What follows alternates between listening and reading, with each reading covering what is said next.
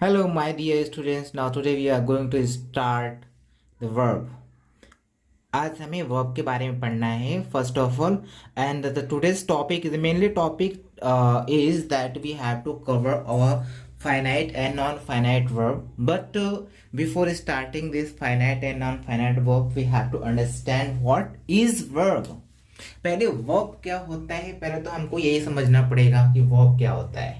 Means the peoples are the students are saying, suppose अगर किसी से पूछा जाता है कि वर्ब क्या होता है तो students gives a simple definition of the verb is a what, like a action word.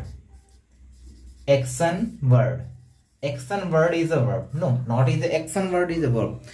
Only action word को वर्ब कहेंगे ये सफिशिएंट नहीं है कि हम केवल एक्शन वर्ड को वर्ब कहते हैं. No, it is not a completely the definition of the verb.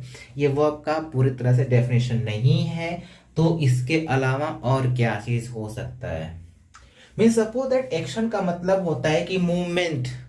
That mean there should be the movement in the during the work करते समय में कुछ न कुछ मूवमेंट होना चाहिए, कुछ न कुछ एक्शन होना चाहिए. उसे हम क्या कहेंगे, उसे हम वर्ब कह देते हैं. हाँ, ऐसा होता है. But there are so many words जिसमें कोई एक्शन नहीं होता है, जिसमें कोई मूवमेंट नहीं होता है. वो भी हमारा क्या होता है, वर्ब के कैटेगरी में आता है. तो सबसे पहले हम यही समझते हैं कि वर्ब की डेफिनेशन क्या है. तो वर्ब को हम कह सकते हैं कि it is action word. And now state word is also, उसके अंदर स्टेट वर्ड्स भी आते हैं जिसमें कोई मूवमेंट नहीं होता है. ठीक है. जो क्या होता है state, I mean to say that the position, state or position, ये एक पोजीशन हो सकता है. ठीक है. मतलब कि position words are the state words also known as a verb. ये भी वर्ब होता है. अब इसमें सपोज कि पोजीशन में होता है क्या है, किसको कहते हैं, स्टेट क्या होता है. जैसे एक्शन है, एक्शन में क्या आ जाते हैं, जैसे गो. अब गो क्या है, it is a action word, क्योंकि जब हम चलते हैं ना तो हम मूवमेंट करते हैं. ठीक है. कुछ न कुछ मूवमेंट होता है और हमारी बॉडीज मूव करती है, हमारे हैंड्स मूव करते हैं, हमारे लेग्स मूव करते हैं. So there are so many movement during going के टाइम पे बहुत सारे मूवमेंट होते हैं.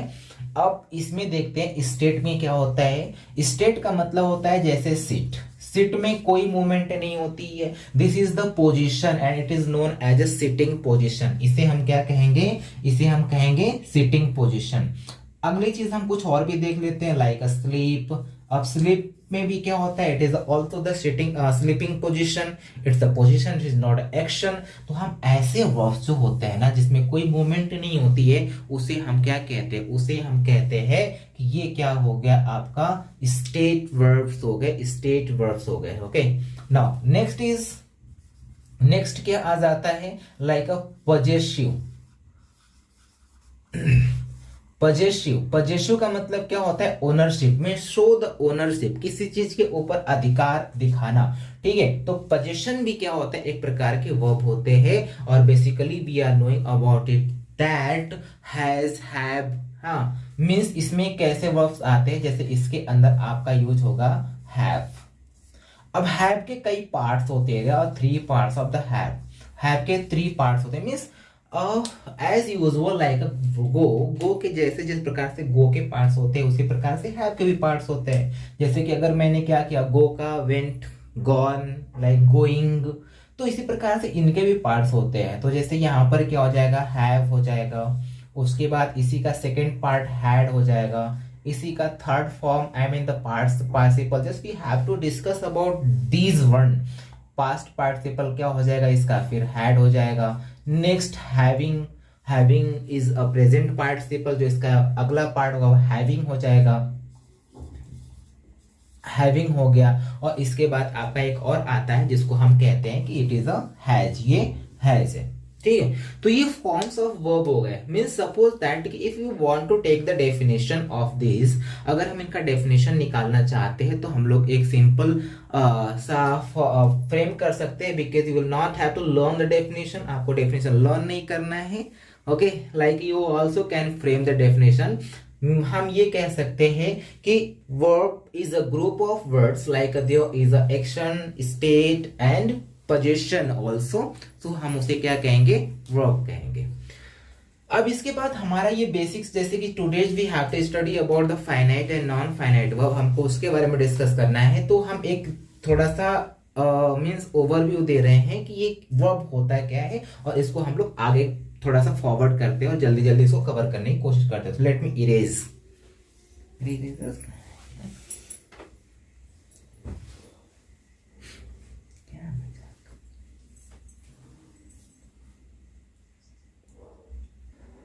So let's start the parts of the verb. Verb के कितने पार्ट्स होते हैं, तो वर्ब के बेसिकली 2 पार्ट्स हम कर सकते हैं। एक क्या होता है, एक में हम मेन वर्ब को रखते हैं, मेन वर्ब, और इसमें हम क्या रखेंगे, so there is the auxiliary verb, auxiliary verb, right, auxiliary verb. So completely there are 25 auxiliary, total मिला करके 25 ऑक्सिलरी होते हैं। But today we have to discuss about the main verb. हमें मेन वर्ब का डिस्कशन करना है। Main verb में सबसे पहले जो आपका वर्ब आता है वो फाइनाइट वर्ब होता है, finite verb.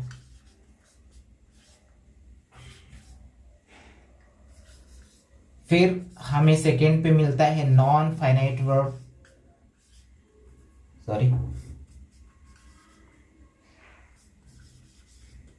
non-infinitive, or next is that transitive.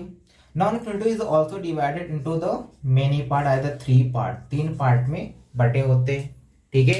It is known as a non-finite verb. Like non-finite में जो 3 parts में divided तो होते हैं, जैसे कि first of all known as a gerund, हम gerund को पढ़ेंगे।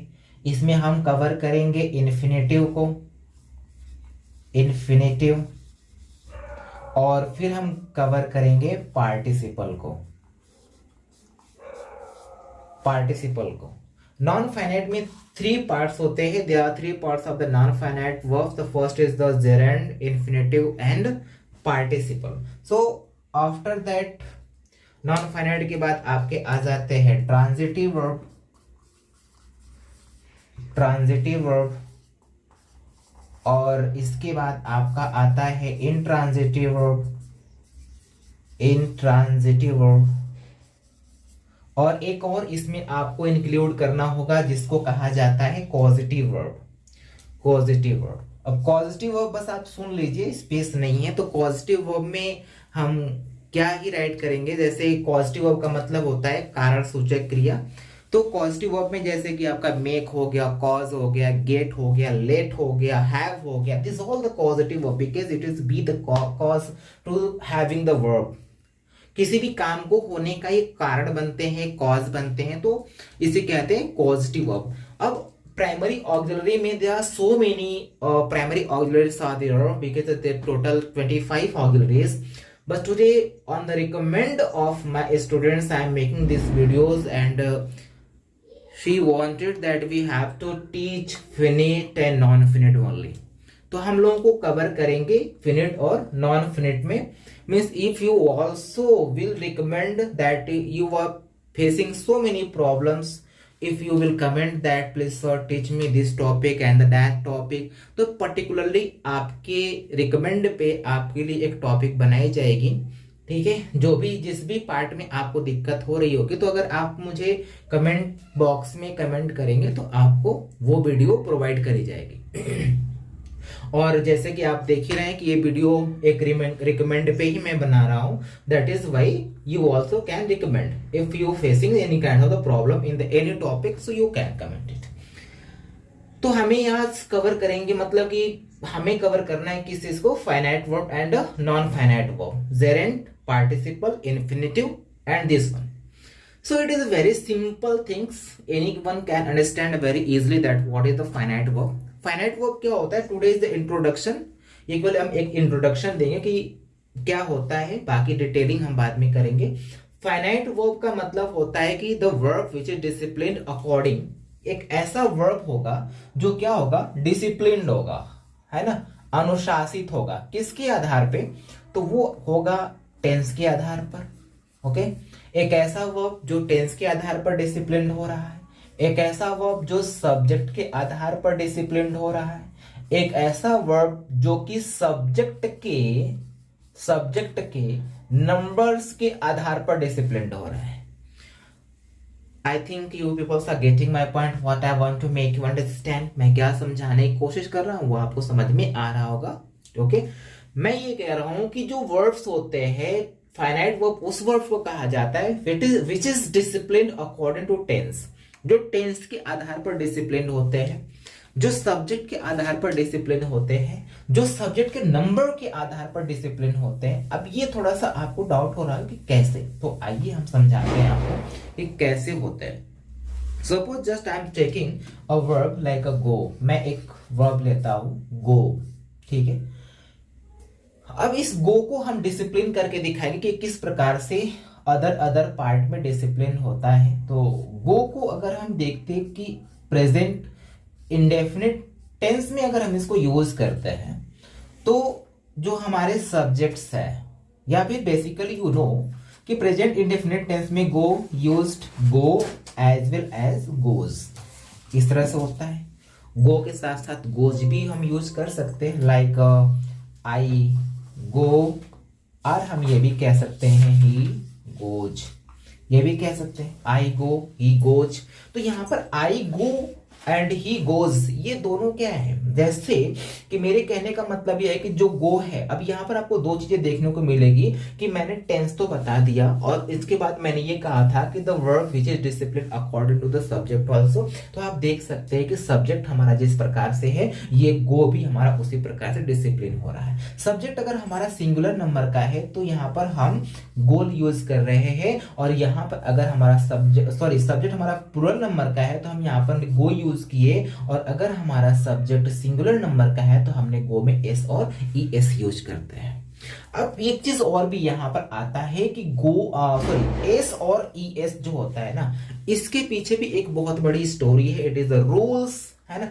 Like suppose that the grammar tells you that you will have to use S or E S in the end of the verb during present indefinite tense, आपको लगाना होता है। But problem ये आती है, so many students are there who was very confused to use this S R E S, that when and how the S R E S are used in the sentences, वो किस प्रकार से use किए जाते हैं, कैसे use किया जाएगा, तो इसमें थोड़ा सा प्रॉब्लम होता है। तो don't worry, I will make this, इसके ऊपर भी मैं एक वीडियो बनाऊंगा कि एस और यस कब यूज करते हैं, ठीक है। As you know that I started my present indefinite tense, means मैंने टेंस पढ़ाना स्टार्ट किया, तो उसके टाइम पे मैं बताऊंगा पूरी तरह से, आपको एकदम से डाउट क्लियर हो जाएगा कि एस और यस हम कहाँ पे यूज करते हैं, कैसे यूज करते हैं, ठीक। अभी हमको यहाँ पे समझना ये है कि फाइनाइट वर्ब होता क्या है।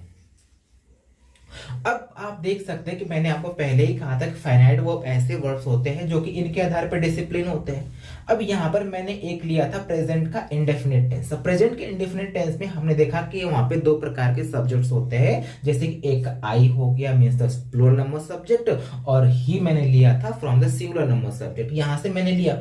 अब आई के साथ जब मैं गो को यूज किया तो वहां पर हमने एस और ई एस को यूज नहीं किया। हम ही के साथ जब गो को यूज कर रहे हैं तो वहां पे हमें एस और ई एस को यूज करना पड़ रहा है। अब क्यों करना पड़ रहा है, इसका आंसर हम दूसरे वीडियो में आपको देंगे।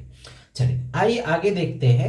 अब इसको हम थोड़ा सा चेंज करते हैं। प्रेजेंट इंडेफिनिट टेंस के प्लेस पर हम एक दूसरा टेंस लेते हैं और हम यहां पर लेते हैं past indefinite tense. Okay, so this is the past indefinite tense. मैंने टेंस चेंज कर दिया, that we have to check. हमें यहां पर चेक करना है कि क्या ये सच में जो हमारे फाइनाइट वर्ब होते हैं वो टेंस के अकॉर्डिंग बिहेव करते हैं, टेंस के अकॉर्डिंग चेंज होते हैं।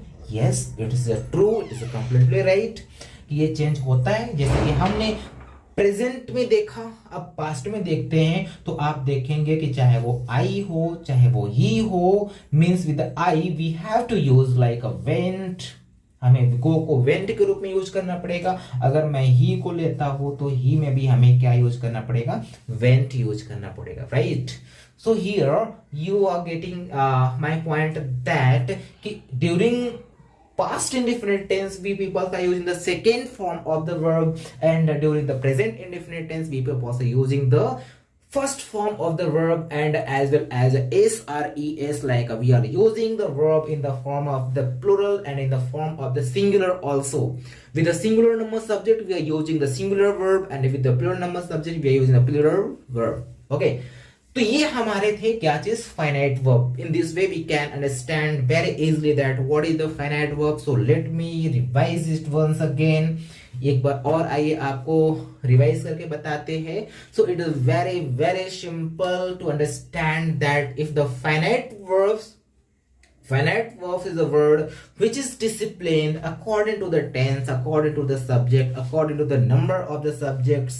ऐसे verb जो कि क्या होते हैं, tense के आधार पर बदल जाते हैं. ऐसे verb जो कि subject के आधार पर बदल जाते हैं.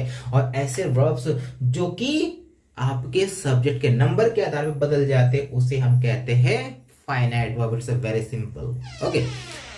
अब यहाँ पर हमको बस एक थोड़ा सा ओवरव्यू लेना होगा किसके बारे में. हम लोग दूसरा पार्ट देखते हैं. इसका जो नॉन फाइनाइट है वो क्या है. ठीक है, फाइनाइट में इससे ज्यादा कुछ नहीं होता है ना. I think you should understand. ठीक है, so there is no more things about the finite verb. अब आइए हम नॉन फाइनाइट वर्ब के बारे में थोड़ा समझते हैं. Non finitive. Okay, so just I talk you that in the non-finite verb there are क्या, इसके अंदर आपको gerund मिलने वाला है, gerund. then इसके अंदर आपको infinitive मिलने वाला है. Okay, infinitive. and यहाँ पे आपको देखने को मिलेगा participle, right. यहाँ पर आपको ये 3 पार्ट्स देखने को मिलेंगे. भाई ये तीनों पार्ट अपने आप में बहुत इंपॉर्टेंट है. ये तीनों पार्ट्स बहुत ही इंपॉर्टेंट है, बहुत ही इंपॉर्टेंट रोल प्ले करते हैं. अब देखो यहाँ पर लिखा हुआ है नॉन फाइनाइट. फाइनाइट को आपने समझा था कि क्या है. फाइनाइट आप उसे कहते हो जो कि टेंस और टेंस के आधार पर चेंज हो जाता है. लेकिन ये जो नॉन फाइनाइट है basically this all not verb. ये वर्ब है ही नहीं है. जब ये वर्ब है ही नहीं है तो ये कैसे डिसिप्लिन होगा. No, there is no any means any kind of the condition by which this all can changes. यहाँ पे कोई भी कंडीशन नहीं है कि जिसके आधार पे ये सब चेंज हो जाए. No, there is not any condition. क्योंकि आपने कभी नाउन को चेंज होते हुए नहीं देखा होगा, आपने कभी एडजेक्टिव को चेंज होते हुए नहीं देखा होगा. So let me tell you that कि this gerund and infinitive, these means these both are known as a noun. ये दोनों के दोनों क्या होते हैं, ये दोनों के दोनों नाउन होते हैं. ठीक है, और नाउन कभी किसी के आधार पे चेंज नहीं होता है. And now the participle is known as adjective. इसे हम क्या कहते हैं, एडजेक्टिव कहते हैं. It's adjective not adjective, it is adjective, right. The correct pronunciation is adjective. तो आइए देखते हैं यहाँ पर क्या कहा मैंने कि gerund and infinitive both are noun. ये दोनों क्या होते हैं, नाउन होते हैं. लेकिन पार्टिसिपल क्या होता है, पार्टिसिपल एडजेक्टिव होता है. मींस अब जब ये नाउन होती है, एडजेक्टिव होते हैं, so I think you can imagine that कि this can not be change according to the tense. यहाँ पे कोई फर्क नहीं पड़ने वाला है कि चाहे किसी भी प्रकार का टेंस आ जाए, चाहे किसी भी प्रकार के वर्ब्स आ जाए, चाहे किसी प्रकार के सब्जेक्ट आ जाए, किसी प्रकार के सब्जेक्ट्स के नंबर आ जाए, इनके ऊपर कोई फर्क नहीं पड़ने वाला है. ये सेंटेंसेस में ऐसे यूज होते हैं जैसे कि नाउन को यूज करते हैं. Because this all can be used as a form of noun. ये नाउन के फॉर्म के रूप में यूज किए जाएंगे. And just I want to tell you that there are 5 places of the noun that where the noun is used. कह रहा है कि यहाँ पर 5 प्लेसेस हैं जहां पर हम नाउन को यूज करते हैं. ठीक, तो आइए हम थोड़ा सा उस प्लेस के बारे में भी एक बार डिस्कस कर लेते हैं. इसके बाद हम इसके ऊपर डिस्कस करेंगे, एक एक पार्ट को हम लोग कवर करेंगे. तो सबसे पहले हम लोग कवर करते हैं, पहले समझते हैं कि नाउन के प्लेस क्या होते हैं. So the place of noun, first place subject. Noun किस रूप में यूज किया जाता है, नाउन सब्जेक्ट के रूप में यूज किया जाता है. नेक्स्ट, नाउन को हम ऑब्जेक्ट के रूप में यूज करते हैं सेंटेंस के अंदर. Third is that noun is used as a form of complement, ये कॉम्प्लीमेंट के रूप में यूज किया जाता है, ठीक है। नाउन को हम यूज करते हैं कॉम्प्लीमेंट के रूप में, और इसके बाद हम नाउन को यूज करते हैं प्रीपोजिशनल ऑब्जेक्ट के रूप में हम यूज करते हैं। नाउन का प्लेस क्या होता है, प्रीपोजिशनल ऑब्जेक्ट होता है, हम इसके रूप में भी नाउन को यूज करते हैं। और नाउन को हम यूज करते हैं केस इन अपोजिशन के रूप में भी हम नाउन को यूज करते हैं। तो देयर आर 5 प्लेसेस जहां पर नाउन यूज किया जाता है, ठीक है। ये 5 प्लेसेस है जहां पर हम नाउन को यूज करते हैं। आप समझ सकते हैं सब्जेक्ट आप अक्सर यूज करते हैं, सब्जेक्ट को आप समझते हैं, ऑब्जेक्ट कैसे यूज होता है आप उसे भी समझते हैं। कॉम्प्लीमेंट क्या होता है, यहां पर नाउन कैसे यूज करते हैं, तो कॉम्प्लीमेंट का मतलब होता है कमेंट। हम जब कमेंट करते हैं किसी चीज के बारे में या किसी चीज के लिए हम कमेंट करते हैं तो it is known as a complement. And complement क्या होता है, हमारा नाउन होता है, राइट। अब कॉम्प्लीमेंट कैसे होगा, तो देखिए जब मैंने ये कहा कि मैं क्या हूं, मैं एक टीचर हूं, ठीक है, मैं एक टीचर हूं। मैं हूं बिकॉज आई, और आई के बारे में एक कमेंट यहां पर यूज किया जा रहा है teacher. So teacher is a compliment about this I को मैंने एक कमेंट पास किया और उसका नाम क्या था, टीचर था। So teacher is also the noun and it is the complement of the इसका आई का कॉम्प्लीमेंट है। Because suppose in the place of I मैं कुछ नेम भी दे सकता हूं, जैसे मैं यहां पर ये कहूं कि राजा इज अ टीचर। राजा क्या है, राजा टीचर है। तो राजा के बारे में मैंने कमेंट पास किया कि राजा क्या है, Raja is a teacher, right. तो यहां पर देखिए जो टीचर है वो क्या हो गया, कमेंट हो गया, कॉम्प्लीमेंट हो गया अबाउट द राजा। अब प्रीपोजिशनल ऑब्जेक्ट क्या होता है, तो प्रीपोजिशनल ऑब्जेक्ट का मतलब ये होता है कि आप इस बात को हमेशा means fit this things in your mind for always that after the preposition के बाद में केवल 2 चीजें यूज की जाती है, और वो होती है या तो आप जेरेंड यूज कर सकते हो या तो आप नाउन यूज कर सकते हो। मीन्स कि इसके अलावा आप इनके बाद में कुछ नहीं यूज कर सकते हो। It's mandatory that you will have to use gerund और the noun after the preposition, right. अब देखो जैसे कि मैंने आपको इसके पहले बताया था कि gerund is also the noun, ये दोनों क्या होते हैं, gerund भी क्या होता है, नाउन ही होता है। तो आप समझ गए कि only I am talking about the noun, that noun is used after the preposition. So after the preposition noun subject के रूप में नहीं यूज होता है, प्रीपोजिशन के बाद नाउन ऑब्जेक्ट के रूप में यूज होता है, राइट। केस इन अपोजिशन का मतलब ये होता है, केस इन अपोजिशन हम किसे कहते हैं, तो इसको अगर हम एक वर्ड में समझने की कोशिश करें तो केस इन अपोजिशन को हम ये कह सकते हैं कि side by side, right. Case in opposition का मतलब होता है साइड बाय साइड। अब साइड बाय साइड से मतलब क्या होता है, जैसे मान लो कि मैंने यहाँ पर राजा और टीचर को बात किया। अब ये टीचर मान लो किस चीज का होगा, इंग्लिश टीचर होगा। सपोज मैंने कहा कि Raja is a English teacher, तो मैंने राजा को लिया। अब राजा क्या है, Raja is a noun, Raja noun है, लेकिन राजा क्या है, Raja is also the English teacher, English teacher, right. अब देखो दोनों ही क्या है, नाउन है, समझ में आया। राजा भी नाउन है और इंग्लिश टीचर भी नाउन है। Clear, means Raja is also noun and English teacher is a noun, right. अब यहां पर देखिए, अब समझने की कोशिश करते हैं कि कैसे ये साइड बाय साइड है। Because English teacher is also noun and Raja is also noun. अगर मैं ये कहूं कि इंग्लिश टीचर कौन है तो आप कहोगे राजा है। मैं कहूं राजा कौन है तो आप कहोगे इंग्लिश टीचर है, राजा इंग्लिश टीचर है। तो ये दोनों क्या हो गए, इंग्लिश टीचर कौन है, राजा है, राजा कौन है, इंग्लिश टीचर है। और मेरा बस पर्पस है दैट कि make you understand the nouns places, noun के प्लेस बताना बस मेरा intention, that I want to make you understand about the places of the noun, that on which places the noun are used, कहां कहां पे ये use किए जाता है। है उसको हमको बताना है। तो आप देख सकते हो कि केस इन अपोजिशन के रूप में भी यूज हुआ, प्रीपोजिशनल ऑब्जेक्ट के रूप में यूज हो रहा है, कॉम्प्लीमेंट के रूप में यूज हो रहा है, और ये नाउन ऑब्जेक्ट और सब्जेक्ट के रूप में तो आपको पता ही है। ठीक है, so I think it's enough for today, and tomorrow I will start our video from gerund। मैं gerund के यहाँ शुरू करूंगा। Okay, so thank you for today and have a nice night।